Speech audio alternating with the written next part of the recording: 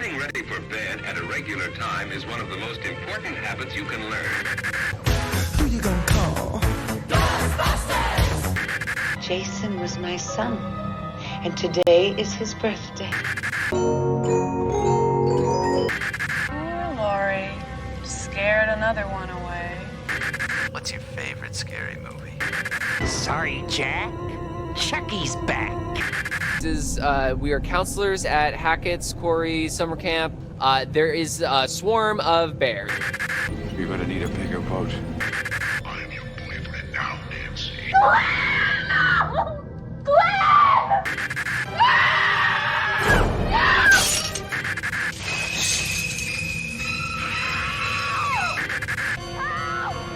Somebody help me, please! Most people are so ungrateful to be alive, but not you.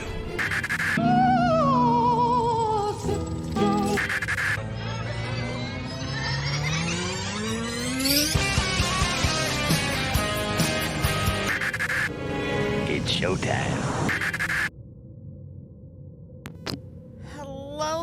Hello, everybody, and welcome back to another fabulous and wonderful episode of the Scream Stream. We are now on episode 10, and we have been brought into this new year with one of my favorite, very underrated New Year movies. It's not an underrated movie, don't get me wrong, but it's a very underrated New Year's movie because people don't really think of it as a New Year's movie.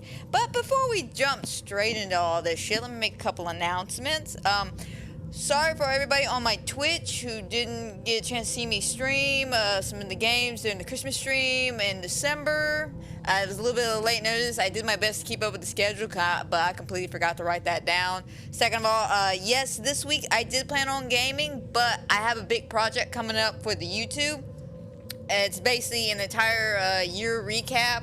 It's something I want to do back on my actual day of my 2-year anniversary, but with everything going on with the bitrate crashing and the fucking bullshit that was happening to me personally, it never got done.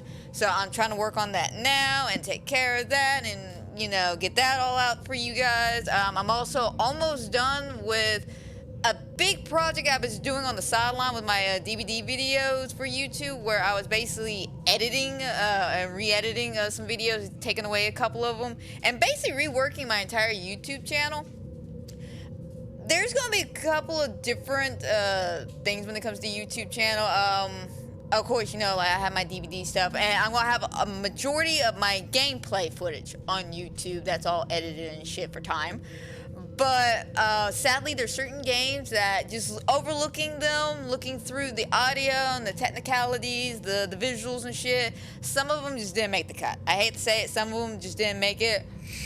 Some of them I do plan on replaying, others, unfortunately, if you don't catch it on YouTube, you can always go to my Twitch, which if you're watching this now on my Twitch, you know where I'm at. If you're watching this on one of my audibles, such as Spotify or Anchor, then go to my Twitch at AmandaPlays93, where you can catch up sorry, I cannot talk right this second, where you can catch up on all my gameplay footage, where I play a lot of horror games, because I'm a horror nut, but I do generally play a lot of non-horror games as well. I want to say last year one of the bigger ones I played was the Uncharted series, which was really, really fun. I do plan on putting those on YouTube, but stuff like the South Park games I played, the Christmas Before, there was a couple of indie games I played. They weren't very long or anything like that, but maybe roughly about 2 hours or so, but I didn't enjoy it. I hate to say it, but A Plague's Tale.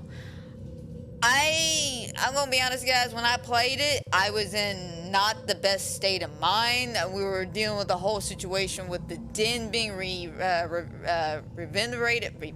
What's that word? What is that word I'm looking for? We were basically putting hardwood floors into our den. I wasn't able to stream my den. I was streaming in my bedroom. It was very uncomfortable. It ticked me off. I was doing some shit at work as per usual, and then of course we were having some issues going on in the house as well because of all these renovations. That's the word, renovation. We're having too many fucking renovations going on. But yeah, I got rid of that, and just several other ones where I didn't like my energy to it, where it's just, you could tell I've been having a bad day, or I'm not feeling the game, but I'm just pressuring on or pushing through to complete it, because, you know, God forbid I don't complete a game. That's the completionist in me. Fucking sucks, but I'm getting better about that, especially when it comes to, like, movies and shit. I don't watch movies just because I want to complete the series. Now at this point in my life, I just look at certain movies and certain games now and just go, I just don't feel like doing it. I really don't. And I've even stated that on Twitch a couple of times, where they're like, hey, why don't you play this? That's just not a game I like, man. That's just not a game I like. But you played the first one. I like the first one. I don't like this one. It was kind of with like the Outlast games. I liked the first Outlast game. Did I think it was a masterpiece and it blew my fucking mind? Hell no. No. I thought it was a good generic basic jump scare storytelling game. I really enjoyed that.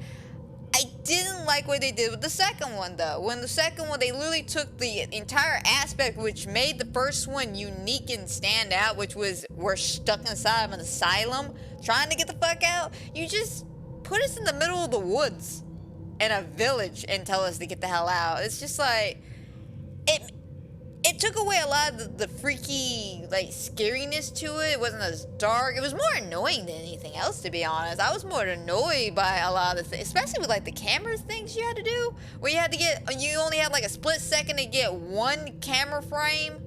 Like, it was really boring to me. I didn't enjoy it. But yeah, games like that, not going back on YouTube. But there are several other games, like the Alien Isolation. I still got to finish House of Ash. That's the only Dark Picture game that's missing from YouTube. But there are other games. They're still there, guys. I just got to edit it. It's not going to take me as long, hopefully, as it did with, like, at the Quarry. The Quarry was roughly about 10 hours. Speaking of long games, another game that's not making it is because it is too much footage to go through, guys. Like, I thought about it. I contemplated for about 3 months that I was going to do this, and about the time I was about to do it, I looked at it and went, this is too fucking much. This is just too fucking much. And I decided to scrap it, and the same thing with this other one. It's basically Cyberpunk 2077. If y'all watch the stream, y'all know how frustrating that entire thing was. If y'all played the game when it first came out, y'all can understand how frustrating and tiring that whole thing was. It was very aggravating, very glitchy, very buggy, just super annoying. And yeah, I thought about keeping it to have a lot of the glitches and bugs moment, but there's just, I shit you not, guys, over like 20 hours of footage when it comes to Cyberpunk.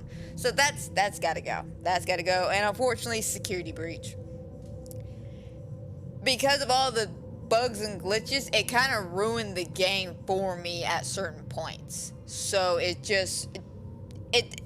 was not a happy stream. Like, it was, okay, let me rephrase that. It was a decent happy stream, but it was very frustrating. And y'all know me when I play video games. When I get frustrated, I kind of just like grump out. I get very grumpy because it's very fucking frustrating. That's the whole point of being frustrated in a video game, just to be frustrated.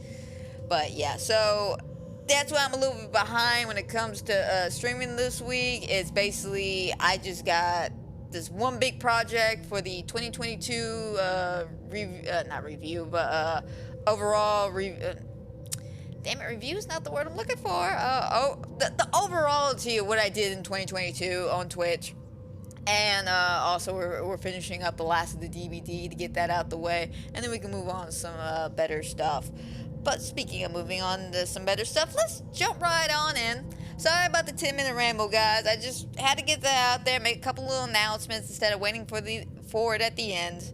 But let's jump on ahead into our movie of the week. We are now stepping back into the world of Gremlins 2.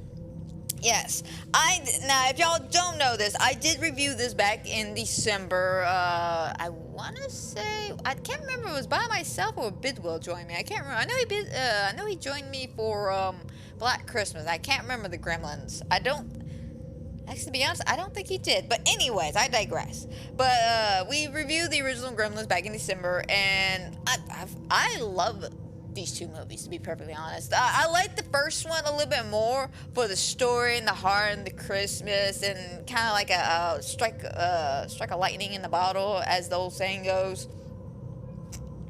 But I do have a soft special place for Gremlins 2 because, well, the fucking Gremlins.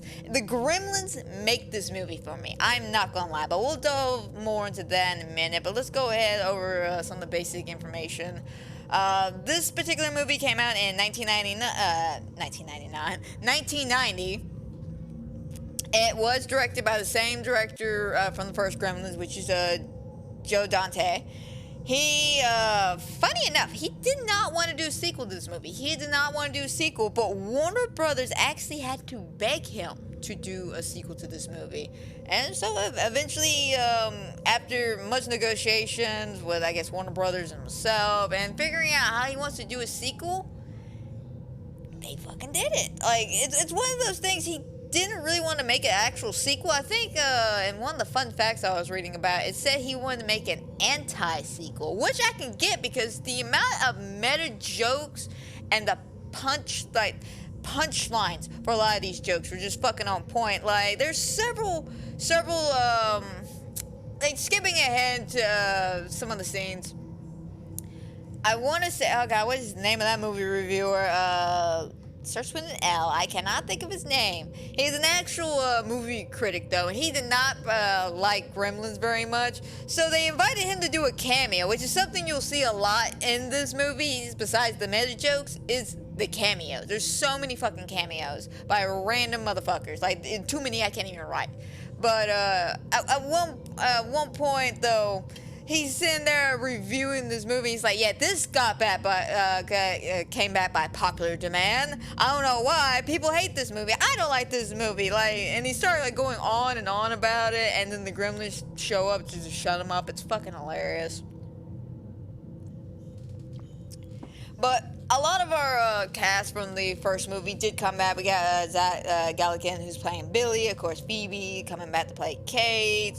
Of course, we got Murray and his wife coming back. Gizmo, who of course is voiced by Howie Mandel.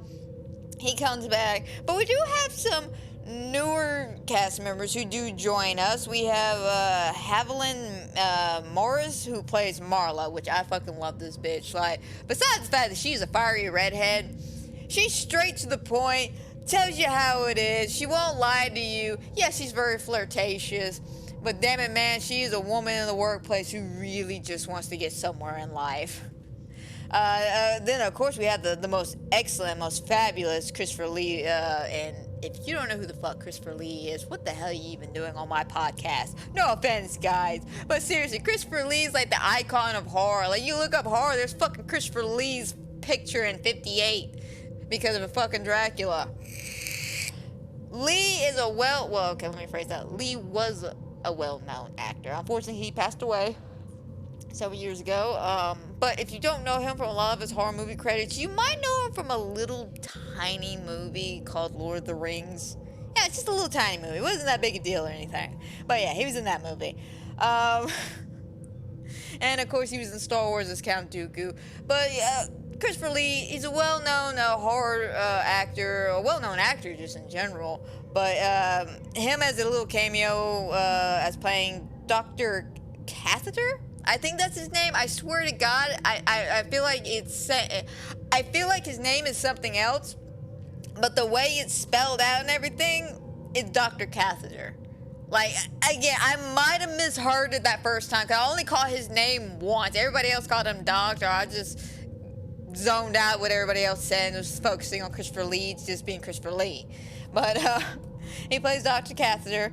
We got John Glover in here playing Mr. Clamps, which I fucking love that. I do. I love Mr. Clamps. He is literally the weirdest boss ever, but here's a little fun fact about Mr. Clamp, which I'm sure a lot of people probably know. The inspiration that Glover had for Mr. Clamp was basically Donald Trump in the 80s. The weirdness, the wacky, childlike behavior, the likable but not that bright. Yeah, he was portraying all that shit from the 80s Donald Trump, which I thought was fucking hilarious. I'm like, I didn't grow up in the 80s, and I really don't know much about Donald Trump except from like the late 90s, early 2000s and shit, from a lot of his business things, and of course the TV show Apprentice. So I don't really know much about him, but if that's what Donald Trump was like back in the 80s, oh my god. He's a fucking ditz. But yeah, Mr. Krabs, he's a fucking ditz. Love Glover's portrayal of him though. Fucking amazing. We have Richard Picardo? I think that's how you say his name. I don't know. He's from The Howling though. He plays Foster. Then we got and I love this guy. It literally took me, cause let me put it this way. When he's in this movie, Robert Prosky, I can never say. I'm dyslexic as fuck. Yeah, the young guy, so I can't say names. But he plays Fred, the Dracula-looking guy. The reason why I didn't recognize him at first when I was younger was because of the fact that he's playing Dracula. He's got this pale makeup on and the weird cave and of course the haircut and all this shit.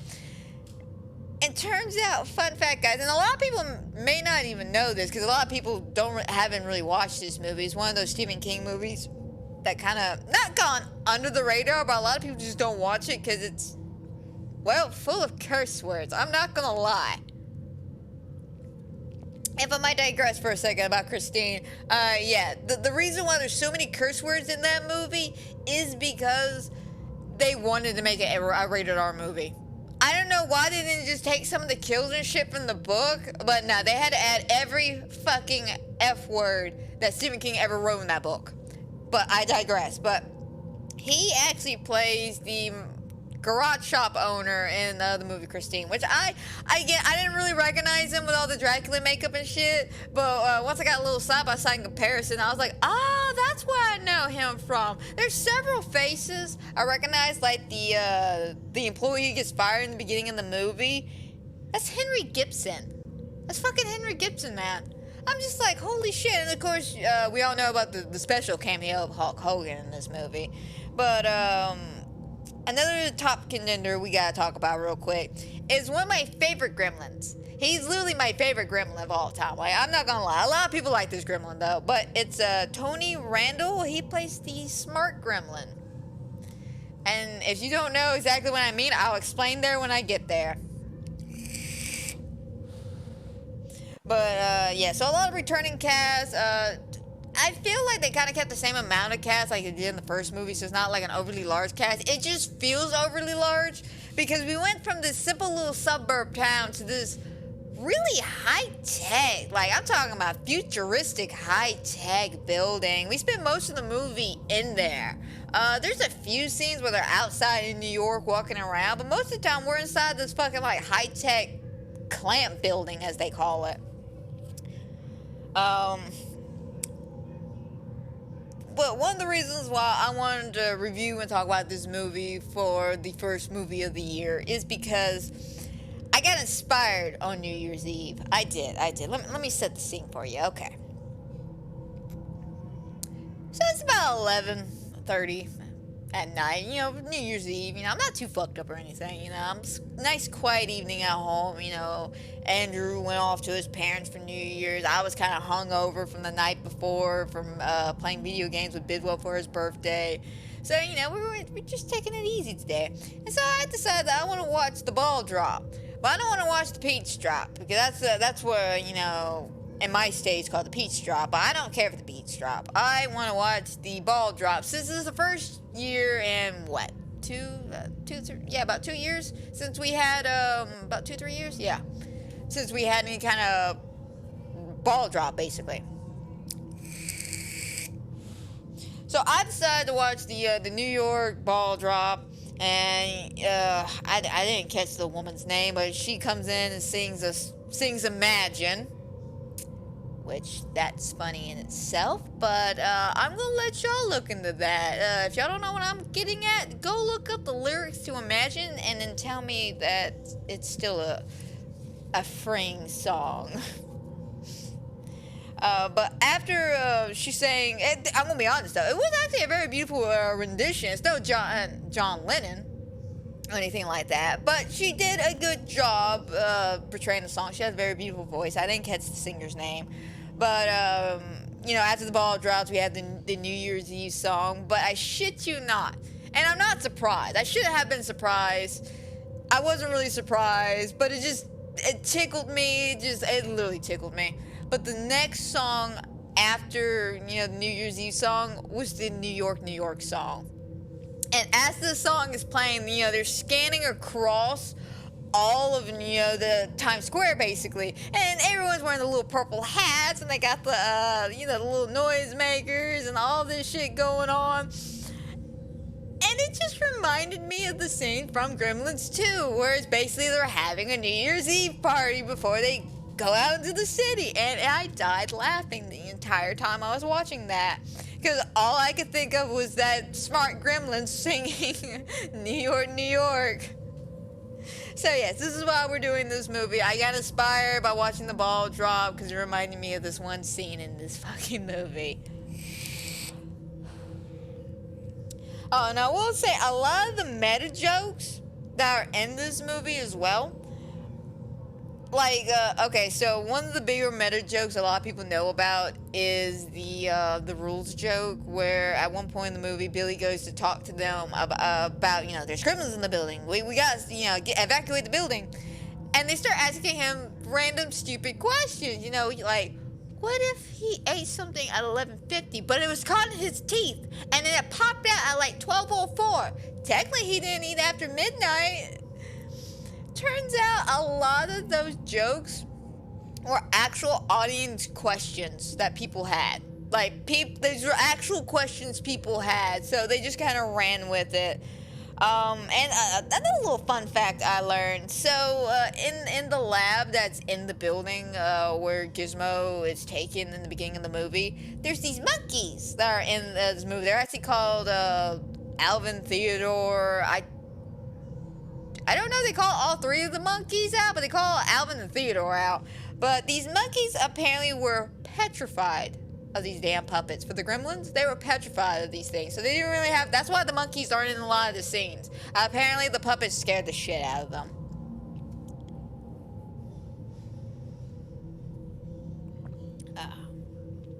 But why don't we go ahead and hop straight in this movie? We could talk about some of the things I've noticed, and because it's been a very, very long time since I've seen this movie. And I'm not talking about like 20 years or so, but it's been roughly about 15 years, about 10 to 15 years since I've seen this movie last.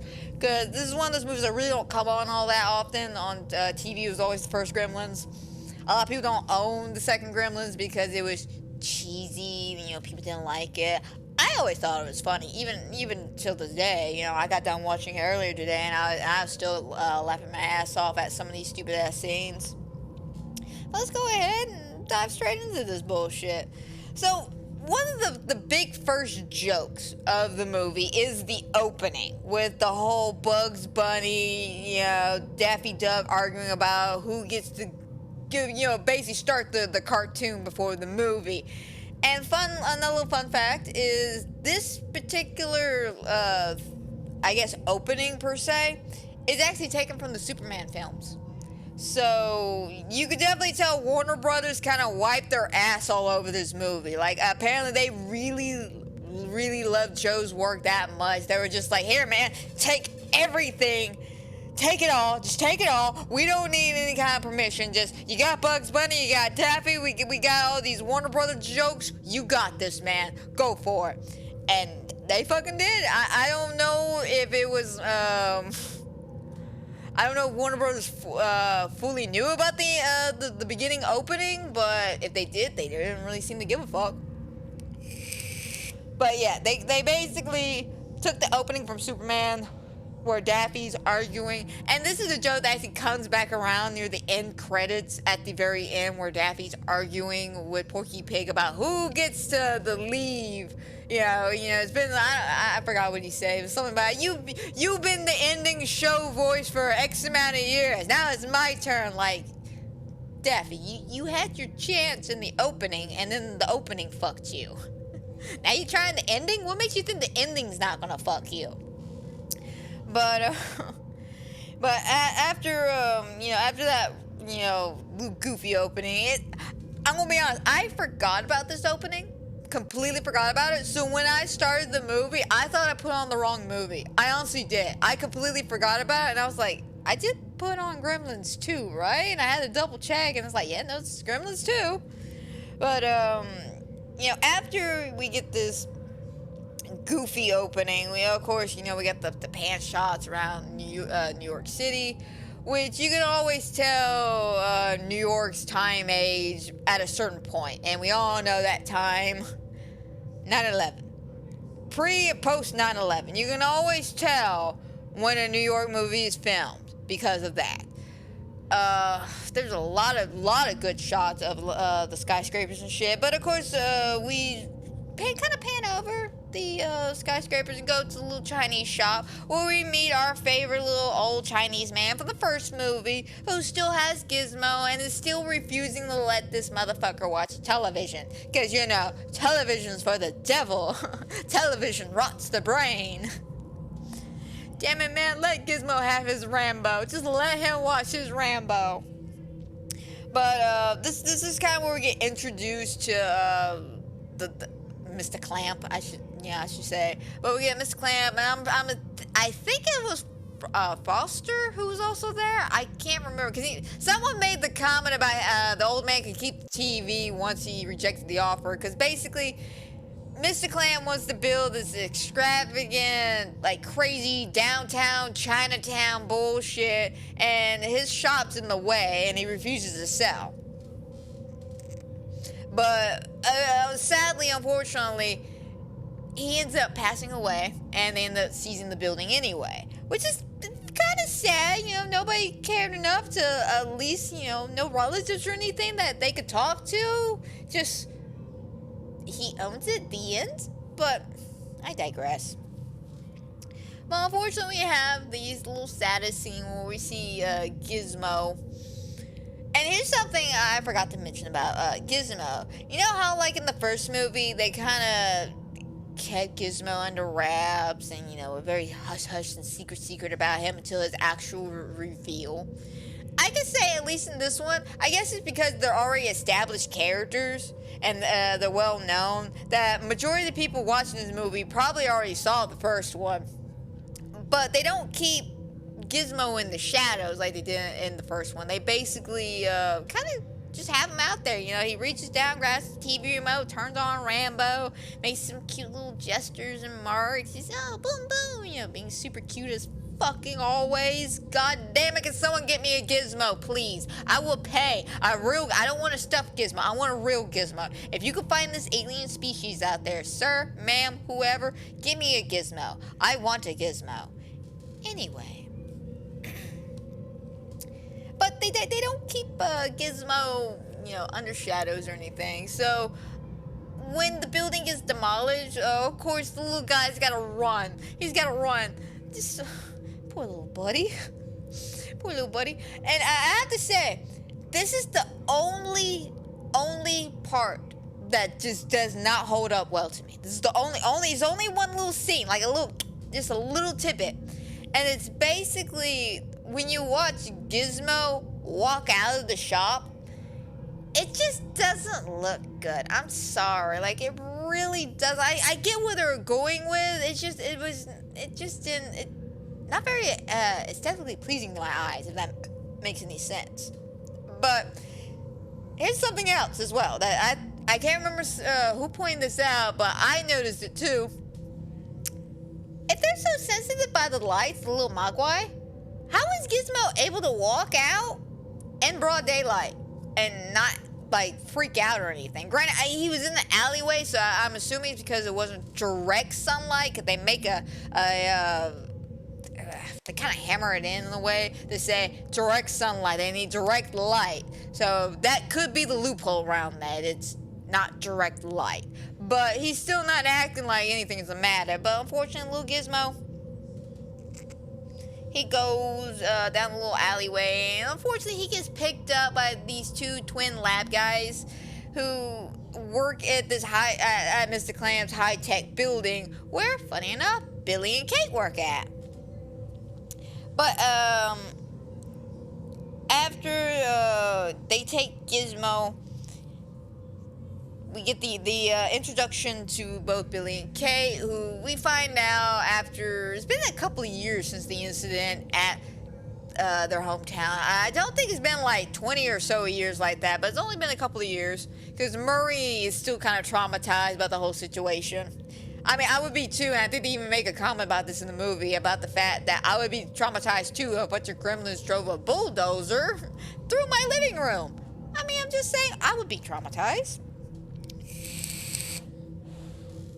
But I can say at least here, Billy's character development really shines because no longer is he like this some young kid working at a bank getting threatened by Mrs. Deagle. He's now working as an architect, which I have to say is a very good character development for him because we do know he likes drawing from the first movie. So it is nice to see that they gave him a job that fits his character. So being an architect is good, but of course it's not the best job in the world. Working at this building is not the best. Like you could tell as soon as they walk in, because before they even fucking walk in, the revolving doors, which is a joke throughout the rest of the movie, don't fucking work at all. A guy goes to go in one and he gets stuck and then he gets spun around a couple of times and then thrown out. He's alive, of course, he's fine. But from then on out, the doors just don't work. They don't work at all. Nothing in this building seems to work. It's almost like his dad built this building. No offense to Billy's dad, but it feels like Billy's dad built this building. There's so many weird malfunctions that it's not even fucking funny. Let's see. What else? Yes. I wrote down, Billy job sucks. His boss is a dick, which is true. Foster's that type of character. When you meet him, you just know he's a dick because he's the boss. I mean, he's not like a douchey dick, you know, like you know what I'm talking about. There's a difference between a douchebag dick and just a regular dick. A regular dick, you gotta tolerate him after somewhat point because eventually they will either die or figure out you're telling the truth and kind of let you do your own thing. A douchebag dick will just die on that hill. Like the gremlins could be in his face and he'd be like, nah man, I just don't believe in this shit. Like, this ain't fucking real. Not this guy though, not Foster though. He actually believes this shit after a while. But this is also where we get the introduction, not only Foster, but Marilyn. Okay, first of all, I'm gonna pop off a couple things. That woman chain smokes worse than most of my relatives. And let me rephrase this, actually. This woman chain smokes more than I hit my vape while playing Cuphead. And if y'all saw the Cuphead stream, y'all know I took so many fucking breaks in between the boss fights that I ran out of juice about halfway through. And I played for a week straight. About day 4, I ran out of fucking juice. I just ran the fuck out. I was chain smoking that bad. And that's what she does. She basically fucking chain smokes throughout this entire movie. All the way up to the end. But I love her because, again, she's a woman, and a woman who's trying to move up in the world. She's trying to build something of herself, but she's also very straightforward and blunt. Like, she wants something. She ain't gonna beat around that bush. Like, we'll get to that dinner scene with her and Billy in a little bit. But she's a woman who, wants to respect the rules. Of course, when Foster starts chewing out Billy, she's all like, yeah, I told him to get rid of that plant. Yeah, totally. Fuck this plant. Huh, Billy? Your job's on the line here. And then, and of course, she's like a little, not a yes. Yeah, I would say she's a yes man. In some aspects, she's a little bit of a yes man. Because, again, she's just trying to keep her fucking job. She's just trying to keep her job and move up in the world. And that's saying a lot for a woman of the 90s trying to move up in a big type business like this. Then, of course, we're also introduced to one of my favorite characters, which is Fred. I love the little Dracula show that he's got going on. I do find it a little bit weird, though, that Mr. Clamp won't let him show, like, Dracula, Frankenstein, the Wolfman, because they're not in color. Like, what's this man's deal with black and white horror movies? Like, does this man just not believe in black and white? Like, black and white just never existed? Because he only wants color movies, color horror movies, and it's fucking weird. I always found that weird, but you know what? You run your cable business the way you want to, Mr. Clamp. And then, you know, once, we're introduced to, you know, Fred, and Billy tries to talk to him, and we feel kind of bad for Fred, to be honest, because Fred, his TV slot changed from wherever it was originally to 3:30 in the morning. And he makes a good point about 3:30 in the morning television. He was like, nobody gets scared at 3:30 in the morning. The only thing that scares people is sobering up. And I hate to say it, we've all been there. We've all been there. The 3:30 in the morning, you don't want to go to work, but you don't want to go to bed either. You gotta sober the fuck up, but you don't want to because you don't want to deal with the world tomorrow. And it's kind of disappointing because at 3:30 in the morning, that sounds like a perfect time for me, at least, for horror movies to be playing. I mean, hell, that's how I found a lot of my great horror movies throughout the years.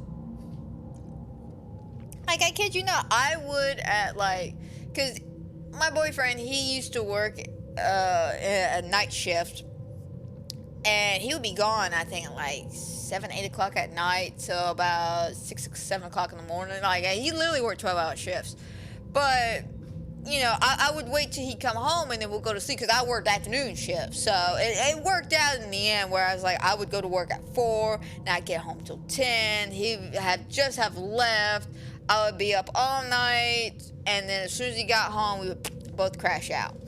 But at, you know, at 2, 3 o'clock in the morning, while I'm, you know, just doing my own thing at 2, 3 o'clock in the morning, I would start surfing the web, especially YouTube. I'll start finding, going through YouTube and finding, you know, homemade horror movies, first-person horror movies, and I'll just dive down this fucking little well of bullshit and go down the stream of curiosity, and eventually I'll find some hidden gems. Like, one of my favorite hidden gems I ever found on YouTube on my 3 a.m. search is the Grave Encounter franchise and the Hell House franchise. Both of those movies, which I will review this year, especially the Hell House movies. I'll review all 3 of those, and both the Grave Encounter movies. But I found those at 3 a.m. And of course, you know, they show up, I watched it, I go to show somebody else, they're already gone by the time I want to show them this fucking movie. But yeah, 3 a.m. searches always work out, and it's disappointing that people don't want to watch Fred's show at 3 a.m. But we are then introduced to the lab, Splice of Life, which is, again, a room in the high-tech building. And this is where we're introduced to Dr. Catheter, which is Christopher Lee's character. And this man cracks me up the first time you see him, because he's getting a package. So he comes in, and they're like, "Here, doctor, you got your package." And he's like, "Oh boy, is it that flu I wanted?" Or so, he wanted something. What was it, like malaria? He wanted some kind of disease. And he opens it, and he just goes, "Oh, it's just rabies. I got rabies." And he seems so disappointed that man got rabies. Stole his secret. Not really even steal. He just asked her for her because she's blowing her fucking nose constantly. It sounds like she's got the flu or something. So he takes that to get it analyzed. And then that's when he's introduced to Gizmo. And the 2 twin scientists, show Gizmo, explaining what they've learned about him. And then we have one of the cutest little moments ever. A little fun fact about the scene. It was supposed to be Billy Idol. It was supposed to be a Billy Idol song. I didn't catch the name of the song. I should have, to be honest, but I was taking other notes. But, yeah, Gizmo does this cute little dance, and it's so adorable. Granted, it doesn't hold up well. It holds up a little bit better than him walking in the sunlight. I guess because of the lighting differences. But it's the cutest little dance. So unfortunately, though, Gizmo tries to escape, and Dr. Lee stops him, and he's just like, oh no. And yes, I know, I just called him Dr. Lee. His name's Dr. Catheter.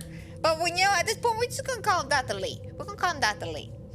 Why? Because I just, Dr. Catheter just doesn't roll off the tongue, to be honest. It just really doesn't. I get the jokes, the poking fun at the names, but still. I just can't take a man named Dr. Catheter. It's like, seriously, that was my actual doctor? I couldn't take that man serious. He's like, all right, miss, go ahead, derobe, and let's see what's wrong with you. Is this a porno, sir? Dr. Catheter? Have that Francine moment. Just, I don't think his dick really was broken. I'm sorry, guys. I digress way too much today. But, of course, they want to keep Gizmo around for testing and shit. And Gizmo, of course, it's cute, scared little Gizmo. He's just stuck in there. And Billy ends up catching wind that Gizmo's in the building because while he's drawing, he hears the UPS guy who dropped off Dr. Lee's present. Dr. Lee's package. He heard Gizmo singing his little jaunty tune, as he usually does. So he gets the information, goes up there, grabs Gizmo, releases the monkeys to distract the twins and the doctor. Which, by the way, if I may add, there's the entire time he's, trying to find Gizmo and shit. They are making I'm not even gonna say a radioactive rat, but they're doing something to basically make it that it can harness electricity. Like, they literally gave the rat some cheese that they laced with something, and they put a light bulb to it, and it just bing, turned on. Unfortunately, though, when the doctor tried to fucking touch that shit, he got electrocuted, so he's a little disappointed in that. But I just find that weird. What the hell does this fucking splice of life thing doing? I don't know. I don't even know what the fuck this laboratory is doing, to be honest. It looks like something from Killer Clowns from Outer Space, but they're doing some crazy fuck shit in there. Again, when the Gremlins show up and they go back into that particular room, I'll dive more into that, but it's a crazy fucking place, to be honest. I don't even know who okayed this building. Or not even building, room. I don't even know who okayed this room. But, once Billy, gets Gizmo, we had this cute little moment where, it's been a minute since Billy's seen Gizmo, and they're happy to see each other, but we find out, of course, the old man died, and he's, kind of holding Gizmo like a little baby. It's so cute. It really is. But I feel for Gizmo, because he literally is just like, hey, man, what did they do to you? That's all he needs, just makes a little noise. And I just know horrible things happened to him in that time he was there. And I feel so sorry for him. Granted, I'm gonna be honest. I feel so sorry for Gizmo throughout this entire fucking movie. I'm not gonna lie. This poor little creature spends most of the movie just being tortured. If it ain't by the doctors, it's by the fucking Gremlins. He literally gets tortured to death just about. It's fucking ridiculous. We literally cut back to that several times of Gizmo just being tortured. It's horrible. But we have this cute little moment, though, of him going, hey, man, I'll take care of you. I got you. And, of course, he's got to hide Gizmo in his office until they can get home. But while he's talking to Gizmo, poor little buddy, he's got his little hands in the file cabinet, right? Because, Billy put him in a little file cabinet, and the big boss, Mr. Clamp, shows up, and out of panic, he fucking slams the door shut, and poor Gizmo gets his hands caught. It's so sad. You hear him just go, ow, ooh, and I'm just like, oh, Billy, apologize to Gizmo. I get it, that's your boss. But of course, Mr. Clamp comes around, and he's very excited about the project and what's going on, and he ends up talking to Billy, and actually calls him Bill, and, you know, Marla's so impressed by all this shit. Marla's the more impressed one. Billy just don't give a shit. He's like, hey, man, I think I take Gizmo home. Marla, on the other hand, is just like, oh my god, he called you Bill. Like, do you know what this means? This means you can get somewhere. You and me, man, are going up in this world. Like, this woman is literally career-driven. Like no tomorrow. But she ends up trying to, in some aspects, flirt with Billy as well by asking him to come to not a date, but a meeting, you know, air quotes around that, a meeting so they can discuss future projects and endeavors and shit. So Billy gets Kate after her shift to go get Gizmo. Bad idea. All the way around. Bad idea. Now, here's something I've also noticed. Throughout the movie, mainly is the beginning half of the movie, you'll hear a guy come over the intercom and tell you what's new in the building. And I caught several jokes. I didn't write all the jokes down, but some of them caught my ear, and it made me question this entire building. One of them was, come check out Casablanca, now in color and a happier ending. Like, bro, you just rewrote all of Casablanca. That's not even Casablanca anymore. Like, it's just weird little jokes like that I heard. But again, this is supposed to be a very meta, poke fun at movies. I want to say Joe said he directed this movie to poke fun at sequels, which I really see that. I understand that. But, after that, unfortunately, Gizmo, this is one of the times I'm disappointed in little Gizmo. He doesn't want to stay put. So he does the only thing little Gizmo can think of. He fastens himself a little chain length rope down with paper clips, which has this cute little sound effect when he crafts it. It sounds like a little hammer and nail just going on when he's crafting this shit. But he goes and he throws it over the edge of the file cabinet and climbs down. And of course he sees a janitor trying to fix this water fountain. And behold, the biggest, oh my god, didn't see that coming surprise. Can you hear my sarcasticness in my voice? Gizmo gets wet. But I like this because, yet again, it's about 30 minutes. We get our first actual introduction to the Batch, so about 30 minutes. So they're keeping close to the time because this is roughly a 2-hour movie, guys. Which, by the way, totally forgot this was a 2-hour movie. I thought it was an hour and a half, and I fucked myself watching this movie because I thought it was an hour and a half movie, not a 2-hour movie. But in this 2-hour movie, you know, it takes about 30 minutes for them to introduce all the characters, you know, reintroduce them, say, the new characters as well. And then, you know, we get our first new Batch. Now, I'm going to say this about this Batch. They're very creative, to a degree. And let me explain. So, we get the new Batch, right? Because he gets wet. We literally have, this is what I call them, crackhead, dumb, or not dumb one, dumb one, evil one, and the old one. And the reason why I classify them as that is because you look at him, well, of course, you see the older one. He looks old. Like, he's got, like, a gray mustache. He's got white everywhere. And he looks so old. He looks so tired. And then, of course, the evil one, he looks rather obvious evil with a fucking spike on his head like the original Spike had, or Stripe had. And then we got the two dumb ones. We got Crackhead and the dumb one. There is a difference between them, though. I will say this. There is a difference between them. They're both really stupid. Don't get me wrong. They're both really stupid. But Crackhead has the energy of a crackhead. The thing won't stop laughing. The thing won't stop giggling. Won't stop moving. It's just really fucking annoying. Like, I love Mogwais. I think they're adorable, cute little creatures, even though a majority of them, besides Gizmo, want to kill us.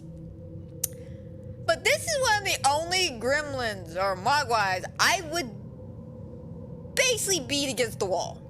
I would just, simple as that, I would beat it against the wall. This thing is so hyper energetic. It's fucking on crack. I'm sure if you cut it open and this blood will come out crack. That's all it is. He's just a crackhead. Then we got the dumb one. Basically with him, he ain't that bright, but he ain't that stupid either. He just does dumb shit. Like, accidentally keeps hitting the evil one upside the head with random things like pots and pans in a vent case. But we get this introduction to the 4 new, batch. Roll credits. We are introduced to the new batch, though, and of fucking course, they gotta be mean to poor little Gizmo, and they shove him through a fucking air vent, lock him up, laugh it off, and then they go downstairs to have some fun. Why, the dumb one, the crackhead one, stays up top. The dumb one, the evil one, the old one make their way downstairs. Then we cut to, well, as I like to call it, the weird fucking date. So they're at this Canadian restaurant where they bring you a fucking chocolate moose head to your table and ask if you want an antler. But while they're talking business and shit, she makes a move at Billy. And I don't mean like oh, Billy, no, she literally puts her foot in his crotch. She just straight up, whoop! Billy's a smart man, though. Billy's just like, yeah, nope, I'm done with this conversation. He tries to leave. Fucking Marlo stops him, and of course, they talk more business. She kisses him on the cheek and then walks off. And poor stupid ass Billy doesn't think about wiping his face. The woman's got like ruby red lips. She wasn't born with that naturally, Billy. Fucking wipe your face. Wipe your fucking face. But while he's on this date, Kate takes the crackhead one home and she tries to feed it before midnight. And this little crackhead proceeds to start chunking food, pushing the blender off like this little shit, I swear, again, bash against the wall. She starts creating havoc. Like, even worse than the Gremlins did in the first Gremlins. And he's just a mogwai. This is why I worry about certain Gremlins when they evolve. Or, I'm sorry, mogwais when they evolve, because they just become stupider and more deranged. Which we'll find out more about that during the dentist scene.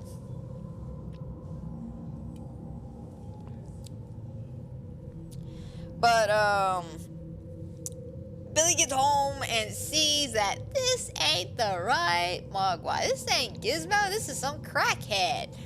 So they go to try to walk out, and then, here comes Murray and his wife, who we knew was coming because in the opening of the movie, they make a comment, Billy and Kate, about how Murray and his wife are on their way to kind of get away for a little while, you get away from town, be happy, be healthy, not think about Gremlins. Which it doesn't work in his favor, but he overcomes his fears. But they, unfortunately, have to push them out and head back to the building. And before they can even get to... Oh, yeah, a little side note real quick. So this is the only mention we get of Billy's parents is... Billy's mom gave him a pie that some stranger said on the bus. And his dad promised to write... He's got some new inventions. Something about toilet paper. I caught something about toilet paper. But, yeah, that's about it from the parents. We don't get to really see much of the parents or hear much about the parents. We literally get that one drop of dialogue of, well, your parents say hi, and then that's it. But, on their way back to the building, of course, the Gremlins are downstairs at the ice cream shop, just going ham. You got one Gremlin just stuffing his fucking ass with ice cream to the point that he's got this shit everywhere and his stomach's the size of a small boulder, basically. And then you got the one Gremlin that's just chilling out in the fucking M&M's like a nasty little shit he is. Like, get the fuck out of my M&M's, bro. But they make a little bit of scene, of course, some commotion, and yet again, apparently Gremlins know how to tell time, so they know that they were definitely eating after midnight. So, of course, they go hibernate.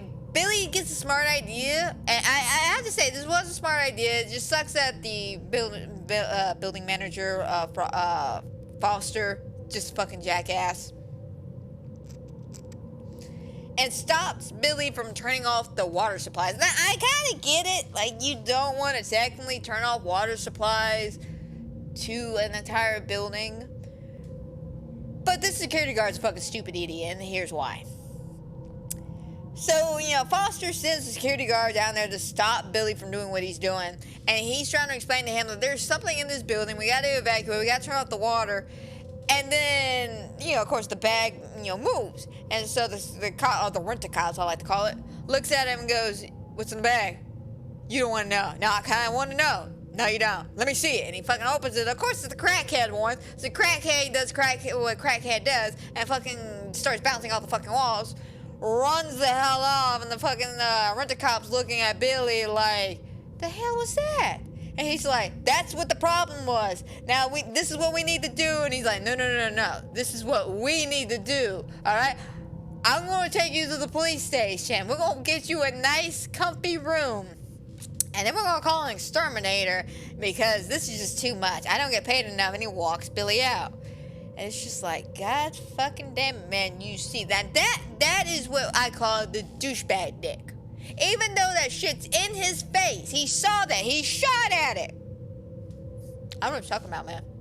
I have no clue what you're talking about. Like, sir, I'd beat your ass. Sorry, Corky.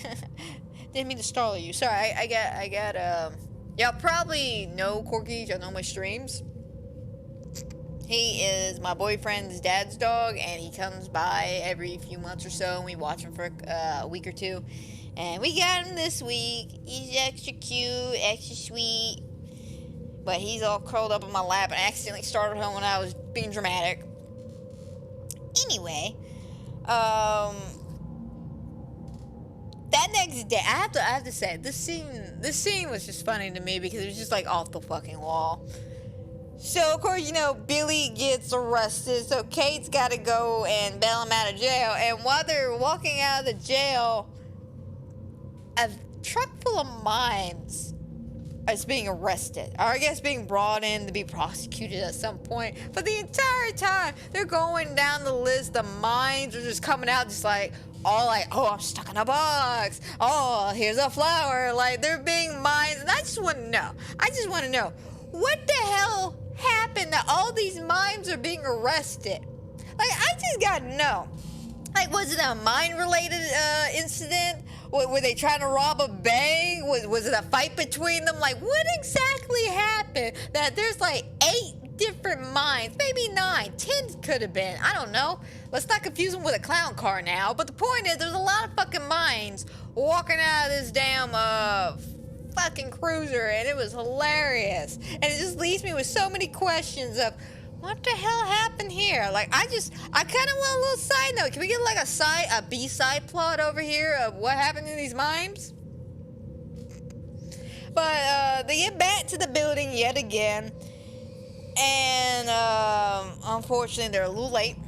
They're very, very late, and the Gremlins have already hatched, and they've already taken poor Gizmo. Now, from this point on to about roughly, I don't know, the last 20 minutes of the movie, poor Gizmo is out of this movie. Like, we only cut to him just to watch him get his ass kicked by this one gremlin. And I'm pretty sure it's the evil fucking one.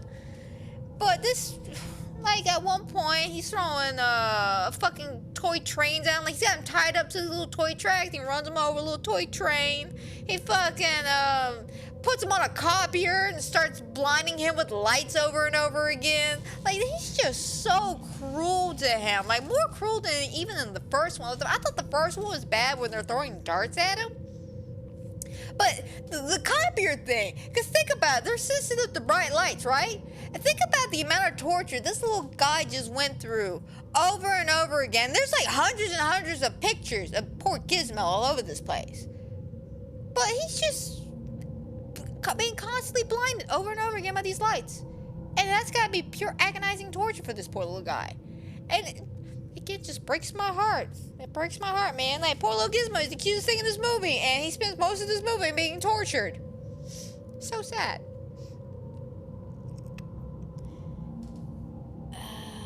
let's see. And while they're doing all this shit, fucking Kate's gotta, I guess, like, act natural, continue on her job, you know, pretend nothing's wrong. Billy, on the other hand, he ain't acting natural. He's going straight up to security and try to explain to them. And this is where we get the start of the running meta joke about, you know, feeding them after midnight, getting them wet and shit. And this actually goes on for at least 2 scenes. Like, we had the first introduction. Oh, God, what was his name? I can't remember the guy's name, but it was one of the security guys. He actually gets punched in the face by one of the Gremlins later on. But they're trying to figure their shit out, and they're making fun of Billy, and the entire time Kate's downstairs. Now, I gotta say, I love this little Asian guy. I didn't catch the actual actor's name. I should have, though, to be perfectly honest. To be perfectly honest, I should have caught this guy's name. But this Asian guy, he's just a trip. The entire time, he's, like, taking, like, 1,004 photos. He's got the camera. Like, he's got, like, 20,000 things around his neck. At one point in the movie, Fred asks him, does he know how to work a camera? And he goes, I am a camera. I believe this man. I believe him. This man is just, like, all into his technology. But, Kate takes them to this cute little cooking show, which I think was supposed to be, what's the name of that cooking show? Judy, no, not Judy, fuck. It's gonna bother me the rest of the day. Now, there is a cooking show. I know the show is, not mocking or making fun of, but kind of inspired by. It's an actual cooking show. It came on back in the day, like around the 50s, 60s. Fuck, what was it called? I had is it? No. Judi Dench is that actress. Fuck, I can't remember. I really can't remember. But yeah, there's an old cooking show. And, y'all would know from her saying, Bon Appetit. If that makes any sense. If anybody knows the show I'm talking about, please tell me what it is, because I can't remember it for the life of me. Like, shit you not, man. It's bothering the hell out of me, because I watched this. I had to watch it for, one of my college classes, because our English professor, instead of, you know, teaching English in a weird way, okay, let me phrase that. Instead of teaching English in the normal way, he was teaching his English classes with different themes each semester. And the semester I chose was cooking. And so we all had to get a cookbook, and we used that to do our English lesson. It was really weird. I'll explain that at a later point, at a later day, at a later time. But, you know, they come in, they're watching her little cooking show, and everything's going fine until she goes to check on her noodles, and as soon as she opens that noodles, there's fucking, Dum-Dum, the dumb one, and the fucking noodles, and they're causing hell and chaos. The Asian man trying to record everything, fucking Kate eating him out, just like, hey bro, we gotta go. And they cause a fire, which of course caused the sprinkler system to go off. And then we have another new batch of Gremlins. And it starts escalating from there. So, with the new Gremlins, basically multiplying and shit, they're now causing mass panic and mass craziness to this building. So, we cut back to Billy and them and the security, still joking with him about the damn rules and shit. And the Gremlin comes up through the security monitor, scares the shit out of everyone but Billy, who's prepared for this shit.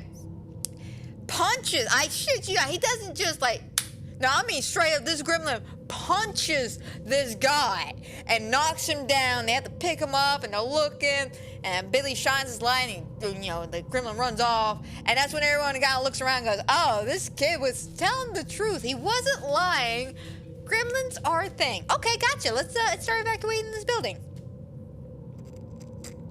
Which I have to give props. I finally have to give props to a movie where more than one person believes them and these creatures, and they're willing to do something about it. They're not just going to sit on their ass and just try to hide it.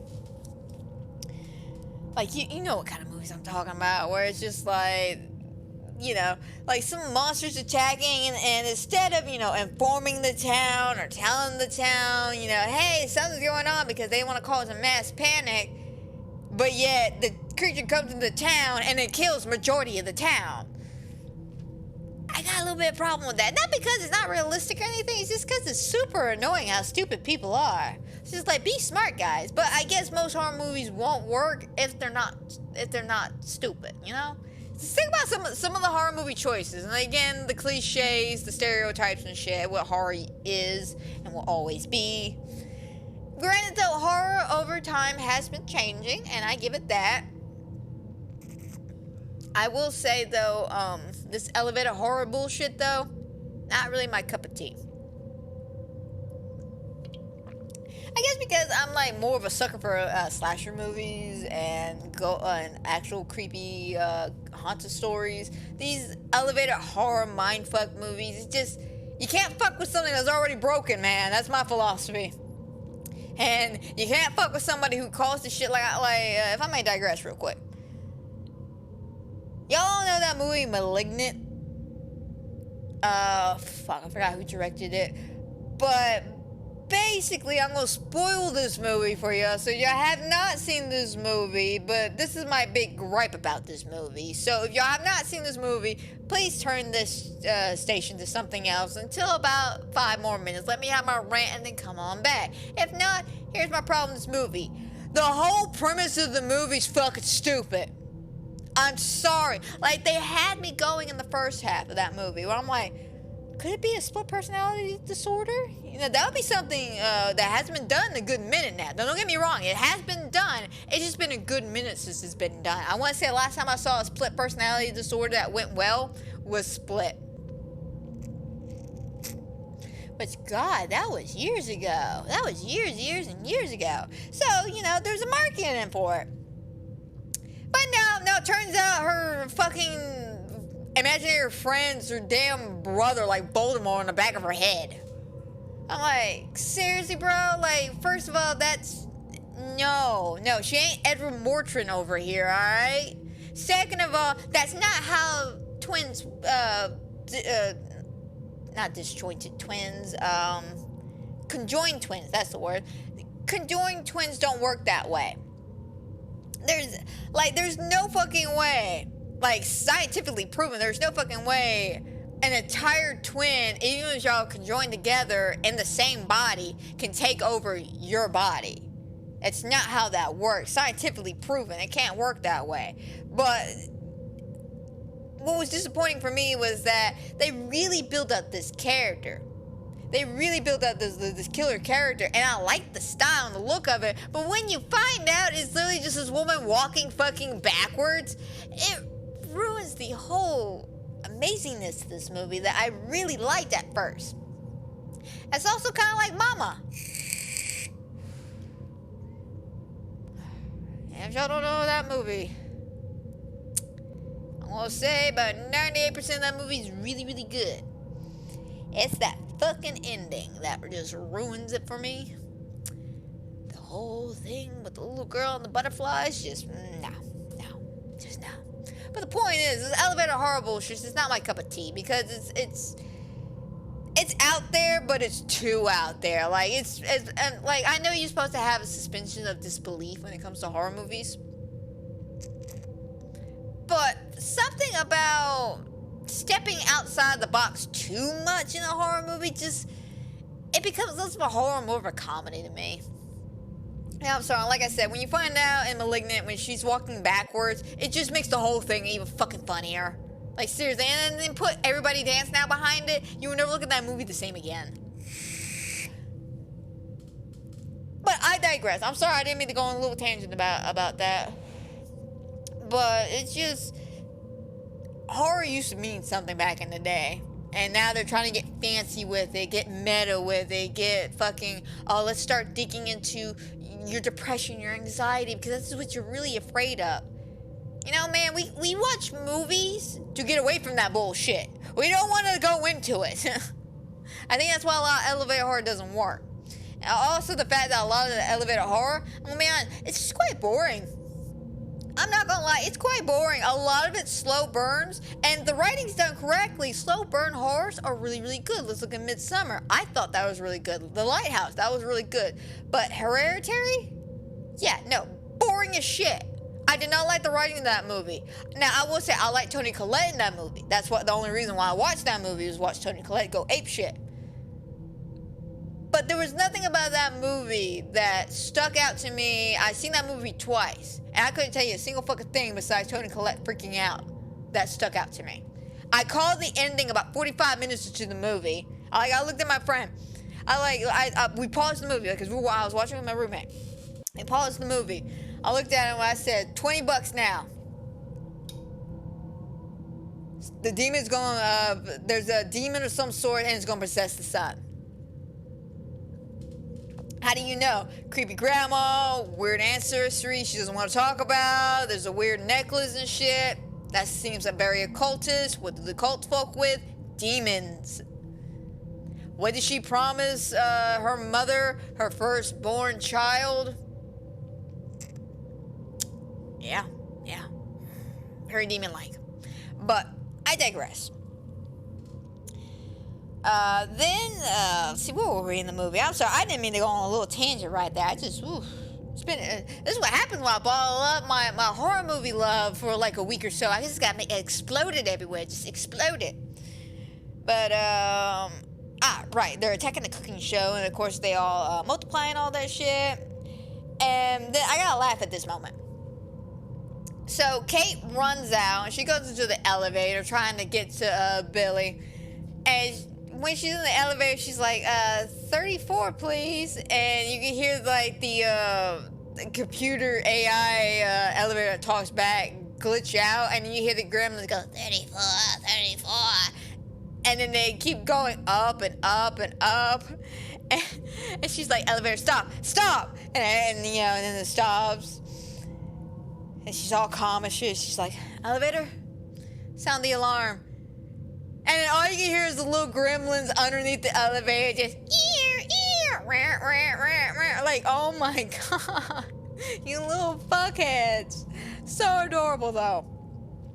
But while she's stuck in the elevator though, we get kind of a little bit, not insider trade, but we get to know a little bit about Clamp, and we get to see how like goofy he is. Like, he's trying to have an actual conversation with his secretary, and he's just spinning around his chair, and he's just babbling on about random things and about how good he feels, about how great everything is. Like, this man, like, you can tell this man is just very excited to be a businessman. Like, he's super excited.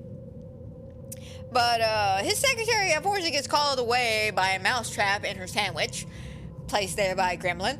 And so he goes out there to check on her, and there's a fucking gremlin there that throws a pot of hot water at him and completely misses him. They get into an argument, little fisticuffs a little bit, and this is where one of my more favorite deaths of the gremlins come in. He puts it through a paper shredder, right? And he's just pushing this thing in, and it's fucking spewing green goo and blood everywhere and shit. Fucking Billy and Foster come in. And he's just like, that machine works here for me? Just like in denial. Just this machine right here, man, that's some crazy shit, man. Oh god, what's going on down there, guys? What's happening there? That's dangerous though. Like, he's super positive. I will say that about Mr. Clamp. He is super positive, like super serial and super positive. But, then we get to where it gets really good in the juicy detail. At this point, we're about an hour into the movie. Or close to an hour. And we go back to the Splice of Life gene lab that's in the building. And this is where we start getting the new and improved Gremlins.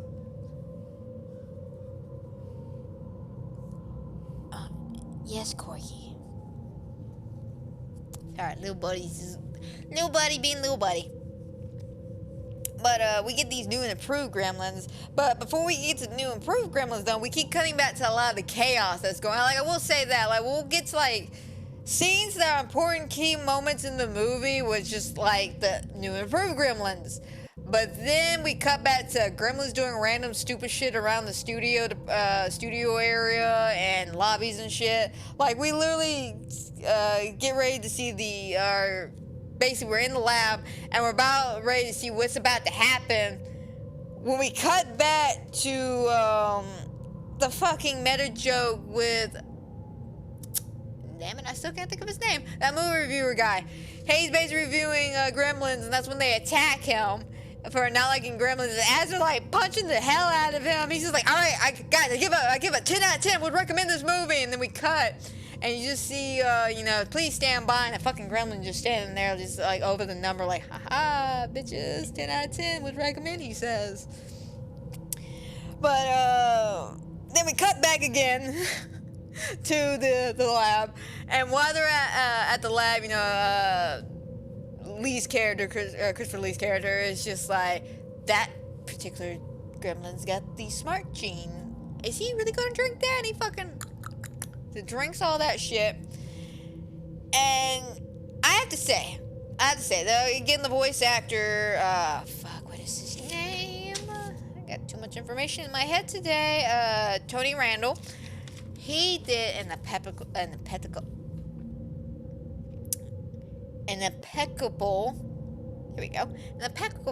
job voicing this gremlin.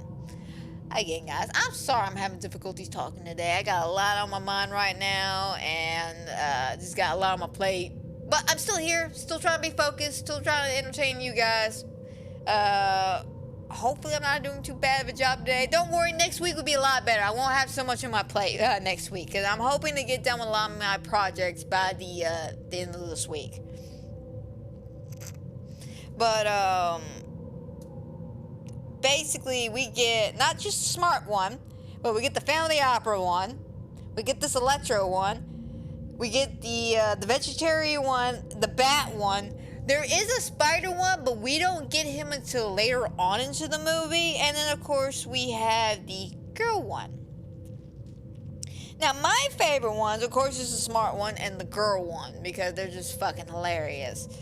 Mainly it's the smart one, though. I just love how sophisticated and just, like, ruthless this motherfucker is. But, again, we cut back yet again. So the gremlin's fucking up the building, messing with the electrics and shit. And then this is something I just don't get.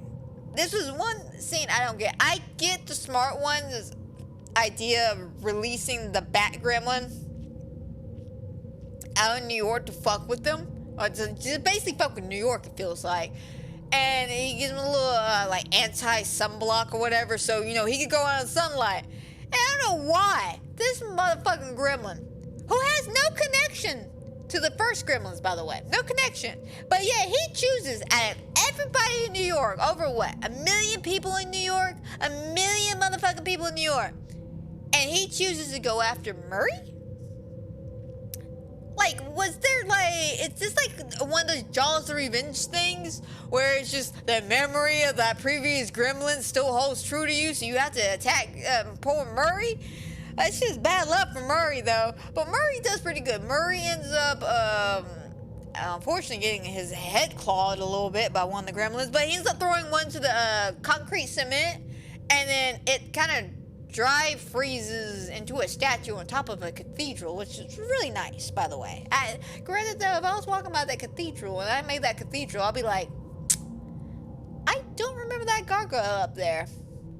I guess I'm never coming back to this cathedral. Because seriously, if gargoyles start popping up randomly on the cathedral, it might be time to run. Because not only are gremlins a problem, but has anybody seen that episode of Doctor Who with the Weeping Angels?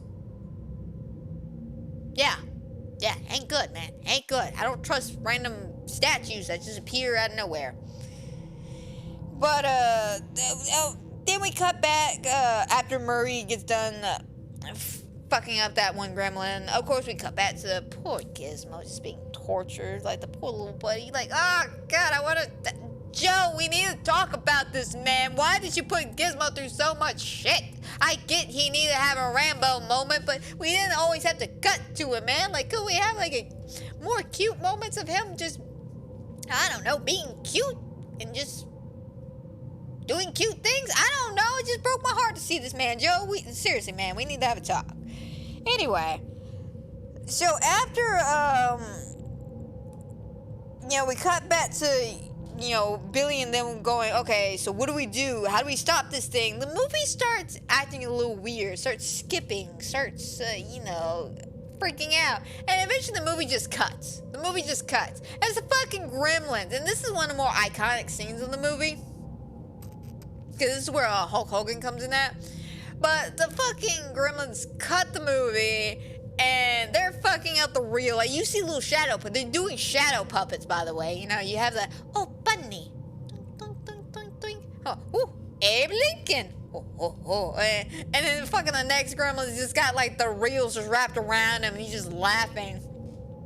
And then you get, like, this mother pulling her child out after, I don't know exactly what this movie is supposed to be, but it was called like Volleyball Babes or something like that, and it makes me worry very, very much what these Gremlins were thinking. But mother pulls out her child. She was like, I want to watch the Gremlins, and the custodian's trying to calm her down. It's like, hey man, chill, we can figure this out. And the projectionist comes down and says he quits because fuck Gremlins. And the custodian goes, hey guys, I got this shit. So he goes. It gets Hulk Hogan, and Hulk Hogan makes a threat saying that people come to watch this movie, they pay for the popcorn and the drinks. Now start the fucking movie. Okay, he doesn't say fucking movie, but he does tell them to start the movie again. And they, cut back, straight back into the movie like nothing happened. This is when Fred meets the Asian guy. We cut back, like I said, to the movie, and Fred gets to meet the Asian camera guy, and they're like, hey man, I'm the only one, because Fred's idea is nobody's allowed in this building. It's already been evacuated, but no one's allowed to be in this building. There's only a handful of people still left in this building trying to get out. Fred's one of these people. So he takes this opportunity to take a camera from the station and just start filming everything with this Asian guy. And I don't exactly know what channel he was broadcasting to. I would have sat there and watched the entire fucking thing, to be perfectly honest. I would just love to watch him walk around, and right here we have what seems to be these Gremlins just going crazy. Like, y'all know, like at one point there's an interview scene he has with the fucking smart fucking Gremlin. Unfortunately though, we end up losing Christopher Lee's character during the scene after Fred meets with the Asian guy, and it's the Electro Gremlin ends up electrocuting poor Christopher Lee. But funny enough though, we don't see the last of the electric guy. No, basically the electric guy, or the electric Gremlin I should say, ends up following Billy all the way to talk to Mr. Clapp again, and because he's electric, he ends up getting sucked into the phone. Well, because the phone lines and everything's going glitchy and shit, he's stuck on hold. And fucking Mr. Clapp looks down at Billy and goes, huh, are these coming electric? They do now. But yeah, no, it was just fucking crazy. And this is also where we get the spider gremlin concussion comes up. And unfortunately, poor Marla. I don't know how the hell she didn't hear half this fucking commotion is going on, but apparently she didn't hear half the fucking commotion is going on. And she's upstairs working and gets caught in the spider web from the spider gremlin. And Gizmo, at this point, he's done with the torture. He's done with it. He's, fed the fuck up. So he starts going Rambo. Like, he's doing a little training montage. Like, there's at one point, he's got a little boxing glove, not glove, but a little boxing thing. And he goes the punch in. He gets one good little punch in, and it just punches him right back, and he ends up flying across the room. Like, poor little buddy. But he's working on it, though. He's working on it. But little guy's getting prepared. He wants war, damn it. He wants war.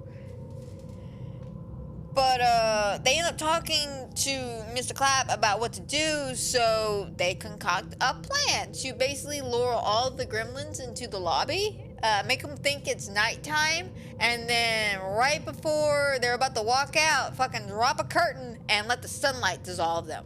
That was the original plan. And fucking Mr. Clapton I don't even know how this guy got this, to be honest, but apparently he has an elevator. I don't know where it takes him from, but I know where it takes him to. I want to say it's probably in his office or maybe further downstairs. I don't know, but the point is, he ends up coming out of an elevator from the streets. And this is where Murray and his wife have been at since the attack of that bat gremlin that attacked them earlier. And he's trying to get into the building. Murray keeps trying to get in, by the way. He keeps trying to get into the building because he knows how to stop these bitches. But Mr. Clapp, walks out and he's trying to distract the news people, get the plan going. And Murray runs on into the elevator and makes his way into the building. Then we have, of course, the interview with the smart gremlin, and we have one of my favorite lines. Where Fred's talking to the smart gremlin, and he's just like, "What do y'all want?" "Oh, whatever y'all want. We're civilized folks. We civilized people just want the accommodations of a civilized life." And he's just being very sophisticated and talking. And goes, see, let's take my friend right here. See? And fucking shoots his ass, shoots the little gremlin. And he goes, was that fun? Yes, but was not very civilized. Like, this sophisticated man is an asshole. No, okay, let me phrase that. He's not an asshole. He's a psychotic asshole. He's just psychotic. He's a psychotic asshole. He straight up just shot the guy and was like, that was fun, but not sophisticated.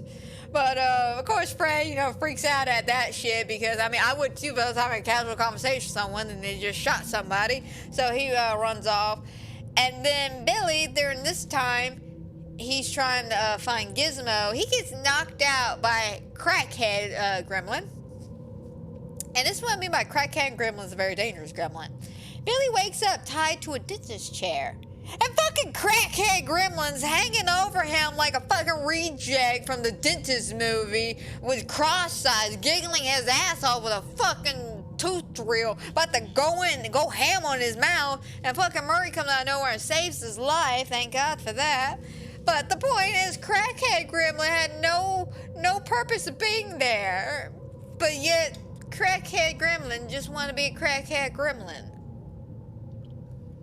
Because think about it. At this time in the movie, all the gremlins are downstairs partying it up. I'm not even joking. I haven't got that. That's the next scene I'm going to talk about. But they're all partying it up. Like a party going on down there. So what the fuck is he doing upstairs playing dentist? Like, seriously, I guess crackhead's going to be a crackhead. But, like I said, we got this big fucking, let's see. Oh, yeah. We got this big fucking spiderweb thing going on. Oh, that Marla gets stuck in when she leaves her office, like I said earlier. And Kate ends up finding her, and they end up talking. She's like, yeah, trying to make moves on Billy, but he rejected me, and I can get that. It's cool. It's whatever. And as they're, getting released and shit, the fucking spider gremlin comes out of nowhere and is about to attack him when da-da-da-da-da, fucking little Rambo Gizmo shows up with his cute little boner, which, by the way, there was a scene during the little montage where he's fighting, or practicing his little fighting, that he makes a little Rambo bow and arrow out of fucking paper clips again. Him and paper clips. And a rubber band, but he ends up lighting something on fire and goes and shoots the spider gremlin. And of course, it blows into the flames. Everybody's happy. We're all good. We're just like little Gizmo. Oh my God, though, what happened to you? And Billy's just like, they probably pushed him too far. Like, you think, Billy? You think he got pushed just a little too far? He's been tortured for I don't know. It's about a 2-hour movie. I don't know. For maybe about an hour and 40 minutes of this movie, he's just been tortured. Maybe an hour and 30, give or take. Point is, poor little Gizmo's been tortured. So yes, he's been pushed over the edge. Yes, he attacked. Yes, I don't feel sorry for any of these gremlins he fucking killed. But then we get to, again, the whole reason why I wanted to review this movie, which was the fucking New Year's Eve party. Like, I love the New Year's Eve party scene. Like, this scene just cracks me up. Because not only are all the gremlins just in their little, like, sunglasses, and like, they got the little feather thingies going on. They got their hats and shit. We got, of course, Randall, the smart gremlin, singing New York, New York, which I fucking love that song. And especially sung by him, it's just priceless. But, you know, he's singing, I'm telling the world, you know, that whole bullshit. I don't want to sing too much of it, 'cause I might get copyrighted somewhere. Like, oh, right there, I'm muted. No, I'm just kidding. But, the point is, they're all having a good time, they're fucking like cha-cha-cha-cha-cha, woo, cha-cha, like they're just having a grand time. Like, this is a party I wish I was invited to. This is how crazy it is. But then, of course, we get, you know, I guess they just needed some time, or would kind of want to milk the Gremlins a little bit, which usually I don't like milking. But in this situation, milk all the Gremlins away, man. Milk them all away. Milk them all away. Because then we get like a little montage, and not only, you know, the smart Gremlin singing New York, New York, we then have like a little moment where we cut to the Family Opera Gremlin just playing on his organ, and they redo that scene from the original Family Opera movie where the mask is taken off and he walks slowly towards the camera like he's about to do some bullshit. And then, of course, we get the epic girl gremlin, who I love for two reasons. One, she's just fucking killer, man. Like, she's fucking adorable. I adore this little green one. I have all of them. Next to the smart one, she's my second favorite because she's fucking over there just, and just like, bitch, just lay off the collagen a little bit, please. But what cracks me up about her the most is the fact that Foster, the entire time she meets Foster, she keeps trying to make out with Foster. Like, she ends up chasing this man all the way around this building. She's like, why won't you commit to me? Like, bitch, you're the one clinging on him. But they end up, he ends up like running into the bathroom. We don't see him till like the ending of the movie. But you know, she shows up and we have these cute little, you know, moment with her, and it's just fucking adorable. It's great. I love the party scene. Like, seriously, y'all could ever watch any scene from this movie, just watch the party scene. Just the party scene, because it's the best. It's the fucking best. Then we got, you know, because unfortunately the plan kind of fell through a little bit, as they were getting everything set up, it started raining. So it's very cloudy, it's very dark, so their plan completely backfires. So they gotta come up with a new plan on the fly. So Billy's like, all right, Murray, you go over there, grab that fire hose. Wait, are you insane? Yes, go in there and spray them down. I need you to take Gizmo, put in a box, keep them dry, go this way. Marla, keep smoking. Because at this point, she's just chain smoking the entire pack of cigarettes. Like, I think even at the end of the movie, she makes a comment about how she ran out of cigarettes. But she's chain smoking. And the entire time they're doing this plan, we cut back to Fred and the Asian man in a garbage can talking about the Gremlins doing their musical number. And he's just like, you gotta give Fred props, man. You gotta give Fred props. This man was able to capture all this shit and did not get hurt or die, and he even had an interview with these guys. Like, you gotta give Fred props. I'm glad he got that promotion at the end of this movie. But let's see what happens after that. Gotta go next page. All right. So, of course, at this point, everybody's sick and tired of these fucking gremlins. Everybody's just tired of these gremlins. And Billy comes up with this plan to basically fry the gremlins.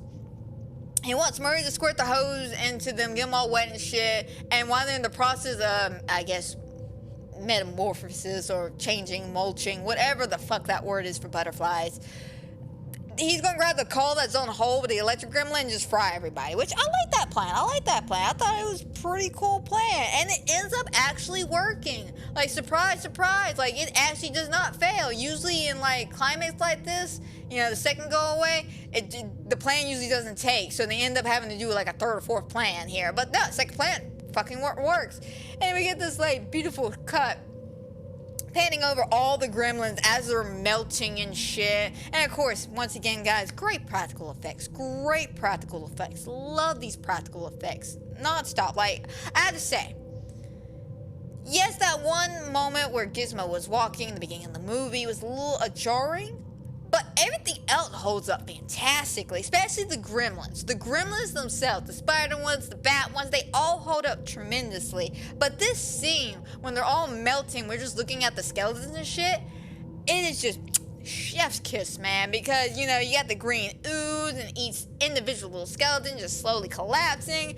We got the one gremlin that's mimicking fucking Wicked Witch of the West over here, just going, I'm melting, and like, dramatic to the end, buddy, dramatic to the end.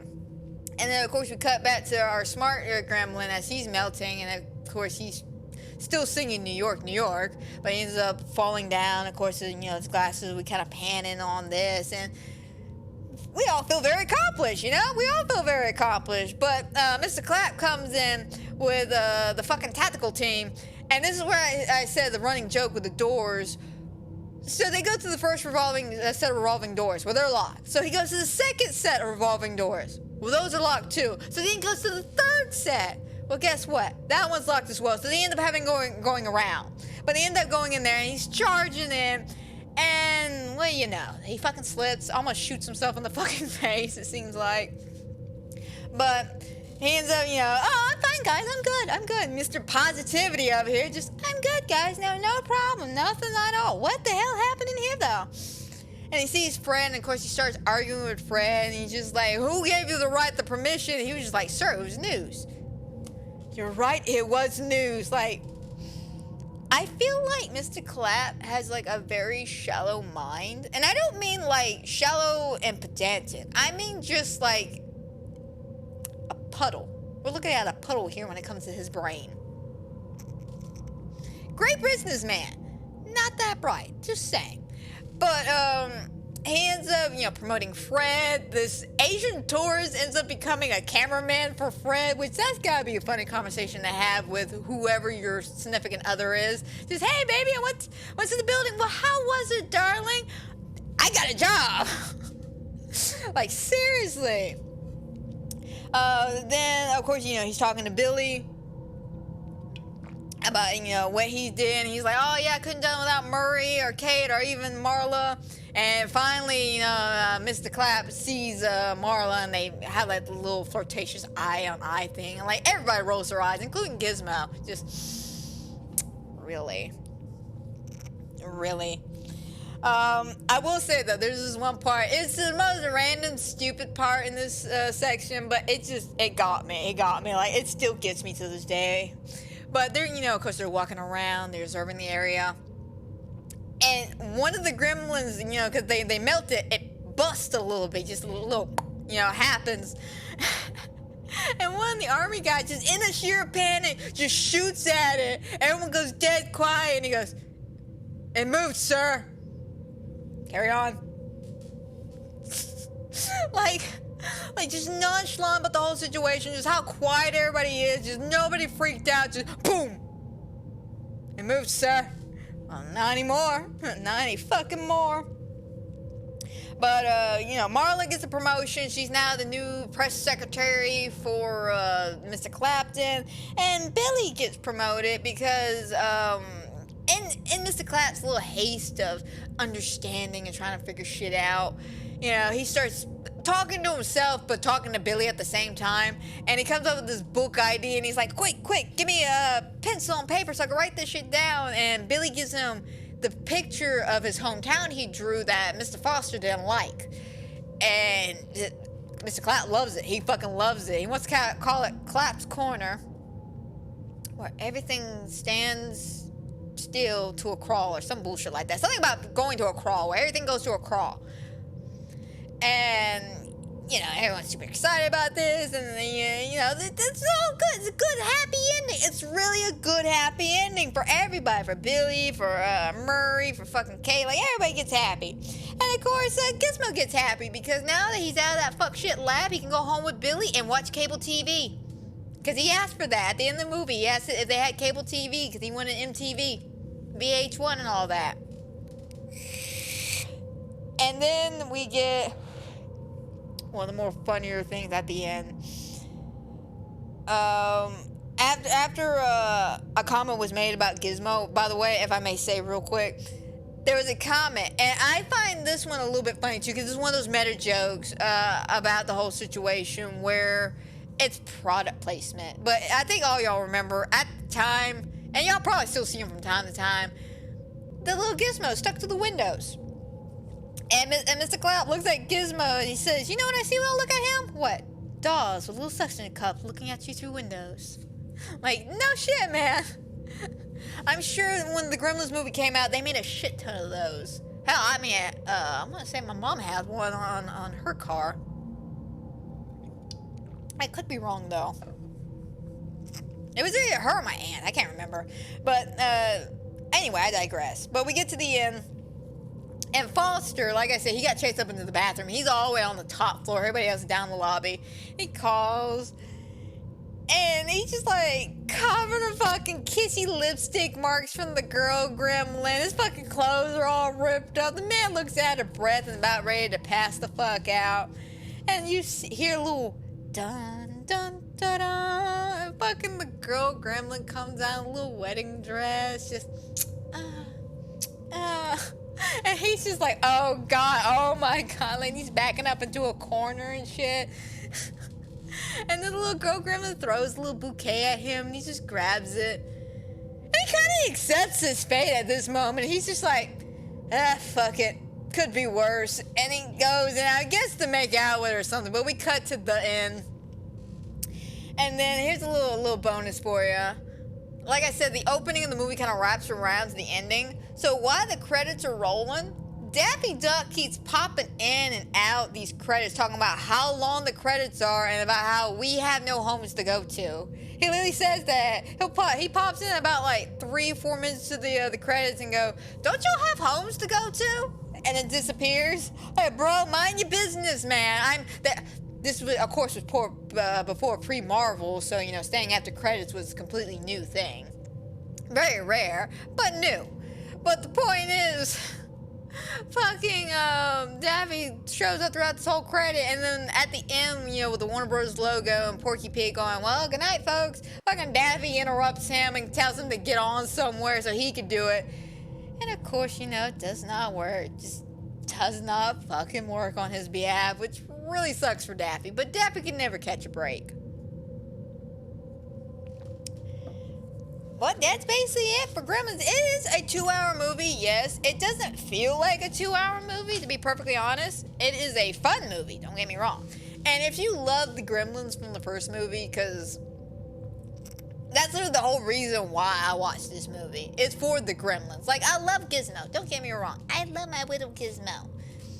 But these Gremlins were just off the fucking chain in this movie. Like, I shit you not. Like, they added more creativity behind it. And again, they did the same thing like they did in the first Gremlins, where it was different people voicing these different Gremlins, which adds even more character definition to these guys. And I like the fact that, yeah, like, we had like the two dumb ones. We had the crackhead one and then just the dumb one. They both act very similar, but not similar at the same time. Like I said, crackhead's got crackhead energy, and the fucking dumb one just does dumb shit. But you could tell them apart even by looks. Like, you look at the dumb one, he looks stupid. Like, he does. He looks fucking stupid. You look at the crackhead, he looks like a crackhead. I'm not gonna lie. You see him, he looks like a crackhead. You look at crackhead in the book, there's him. Just doing that shit. Like, it's fucking ridiculous. But I like the fact that all the Gremlins, yet again, have their own personalities, tastes, styles, and basically their own way of just doing things. And I like the fact that Fred gets to interview one and learns out they just want to be civilized like the rest of us. But we know they can't be civilized. They're Gremlins. They'll never be civilized. Oh.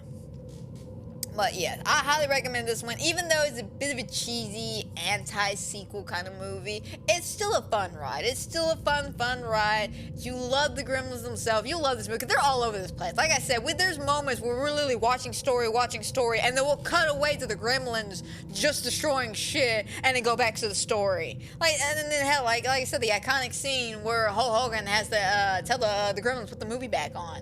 Like this, when they said the new batch, they meant a new batch. Like, this is just chock full of amazing gremlins. The effects hold up very well. The gremlin puppets hold up extremely well. I love the gremlin puppets.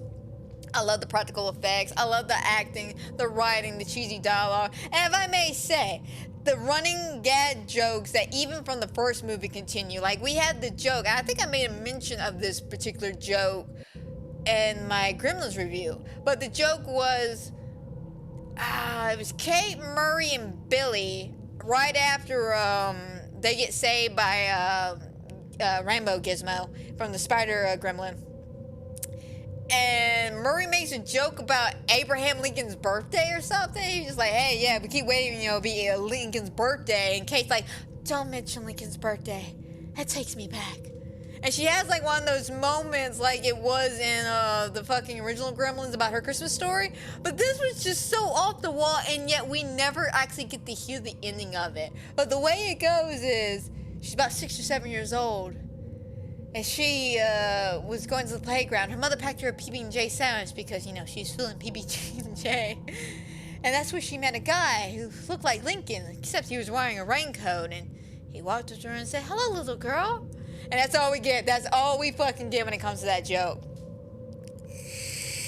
I'm kind of scared, though, to see where that joke would go. But the point is, it's a running joke. And I like the fact that they remembered it. Even after all these years, he still remembered to put jokes from the first movie into this one. They actually added a full character development to all these characters. Like, how would a character, like, we ask ourselves in a lot of horror movies that end, especially a lot of one-off horror movies, how would the characters deal with this shit? You know, after the fact, not during the movie, not, you know, during the police questioning. I mean, after, you know, once they're out of the hospital, they're at home, and they have to sit down with their thoughts and think about it. How would they deal with this situation? And as you can see with Murray, not very well. Like, he's kind of went a little loony for a second, according to his wife. But he bounced back. He's good. I think he defeated his demons when he helped kill the Gremlins with Billy this time. But, you know, it added a lot to these characters. So I say as a back-to-back double feature, maybe we'll watch Gremlins around Christmas, like Christmas Eve, Christmas Day. And then watch Gremlins 2 on New Year's Eve. It's like a fun back-to-back thing. I love it, man. I love it. And like I said, a lot of people don't look at this movie as a New Year's Eve movie. But I do because of that party scene. Like, I'm not gonna lie. But hell, if they could say Die Hard is a fucking Christmas movie because there's a Christmas party in there, then I guess this classifies as a New Year's movie because there's a New Year's party in here. I'm sorry, guys. That is a hill I would die on about Die Hard. Like, it's a great action movie. Don't get me wrong. I love Bruce Willis in that movie. But it's not a Christmas movie, guys. It's not. It's not. Because there's a Christmas party in there does not make it a Christmas movie. But we'll still watch it at Christmas anyway. And I'll still watch Gremlins 2 on New Year's Eve. Because it has a New Year's Eve party in it. Oh. But I think I rambled on long enough. We're going to end a little bit early. But, yeah. 11 minutes ain't no big deal. Ain't no big deal. But I have no idea what I want to review next week. I'm a little disappointed though this week because Bidwell was supposed to join me for Gremlins 2 because he was super excited and he actually likes Gremlins 2 very, very much, especially the smart Gremlin played by what is his name again? I can't remember his name. I gotta go through my pages of notes. Tony Randall. I should know that. It's a basic name, but yeah, I don't remember it. But, oh, sorry, Quickie. You're so tiny, buddy. You're just so tiny. Real quick, for the viewers who can see me. This is little Quickie. This is my little buddy. This is my little streaming buddy. Yes, he is a chihuahua. He's a tiny, tiny, little cute chihuahua. Again, not my dog. He's my boyfriend's dad's dog. He's cute, he's old, and I love him. And he is 100% one of my favorite streaming buddies. No offense to Pandora lovers out there, and no offense to Maxi lovers, but Corky's my favorite streaming buddy because he's quirky. But yeah, like I said, Bidwell was supposed to join us, but he never did, which is kind of disappointing because I would love to hear some of his thoughts and inputs on this movie because, like I said, he loves this movie. Not like madly in love with it, like he wants to run away and marry. It's like the ending of this movie, but he does enjoy you enjoy this movie for what it is. And it's a good comedy. It's a good fucking comedy. But I have no idea what I'm gonna be doing next week. Still being New Year's, new month and all that shit. I got a bunch of shit on the list, guys. I'm not gonna lie. I got a bunch of shit on the list. We got, let's see, The Haunting of Hill House, Rose Red, Wednesday, Bad Candy, The Exorcist. I'm talking about the movie and the TV show, by the way. The Thing 1 and 2, Grave Encounters, Hell House, and the Annual Horror, Cujo, Candyman, Saw, Aliens 1 and 2, a TV show called Slasher that I really enjoy. There's like so many opportunities, so many things that I can really talk about and discuss and shit. I just gotta pick and choose carefully because, like I said, when it comes to any of the gaming review ones or the gaming ones I will be talking about, and my TV show ones, when they go on Anchor, they will only be members only, basically. So unless you catch it live on stream when it happens, then you probably won't be able to get it unless you subscribe to my Anchor, where you can listen to all my podcasts from the very first to the very now. I don't know, still working on that shit. But yeah, I'll keep y'all up to date the best I can. If not, it might be just a surprise. It really just might be a surprise. Y'all gonna come in to the podcast, listen. Y'all not gonna have a single fucking clue until I step onto this camera and go, here guys, this is it. Like, no warning, no nothing. But I feel like that's most days when it comes to this podcast. Generally though, I try my best to at least keep y'all up to date on what movies I'm about to review or fucking TV shows or whatever. But we will see. We also got, I do want to do Wednesday soonish, Alice in Borderland as well, because I just watched season 2 of that, and in some ways, I feel like stuff like Alice in Borderland and Squid Games is horror. It's more like Saw horror, though, where it's more of the shock factor and the effects and, just playing the games, the psychological horror, basically. And I feel like those would be really good shows to review, especially Squid Games, with season 2, I think, coming out this year. Season 2 of Alice in Borderland just dropped, I think, in December. I just got done watching it the other day, and mind blown. Fucking mind blown. When that show ended, I did not see that shit coming. Granted, I spent 40 minutes in emotional distress. Like, I shit you not. You can ask my roommate. I was watching this shit the entire time on my phone, and I'm just screaming, this can't be fucking real. Oh, no. If y'all want to watch that show, definitely highly recommend that. But, I don't know. I might actually do Alice in Borderlands next week. Because, I just got done watching the show. I would like to go back and rewatch season 1 again, because there's some stuff that happens, or explained at the ending of season 2, that if you paid attention to season 1, you would have caught. But I don't know. I will have to figure it out, to be honest. But keep in mind, I might be doing Alice in Borderlands. I'm not sure. We will have to see, though. But I'm going to go ahead and end the podcast here. I hope everybody who is watching will watch. I hope you enjoy. I hope everybody has a fantastic and a wonderful night. And if you're watching this video on whatever platform you're watching on Twitch, not even YouTube. I can't say YouTube because it's not on YouTube. Shame. But if you're watching this on Twitch, or live on Twitch as of right this second, if you're watching this on Spotify or Anchor, please give me a follow. Give me a drop. Follow me on Twitch, where you can catch everything live. And also, like I said, starting next week, we'll be doing a lot of my gaming ones. I don't know what game I want to start.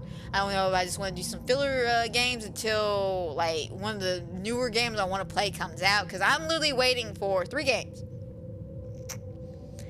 Let's see, it's Silent Hill 2. We are waiting on Resident Evil 4 Remake. And we are waiting on Dead Space. That's mainly what I'm waiting on. I mean, it's a couple of little games here and there that I do want to play, but those 3 are my main 3 for the year. Those 3 are my main 3. But those are stories for another day. So until then, my friends, y'all take care.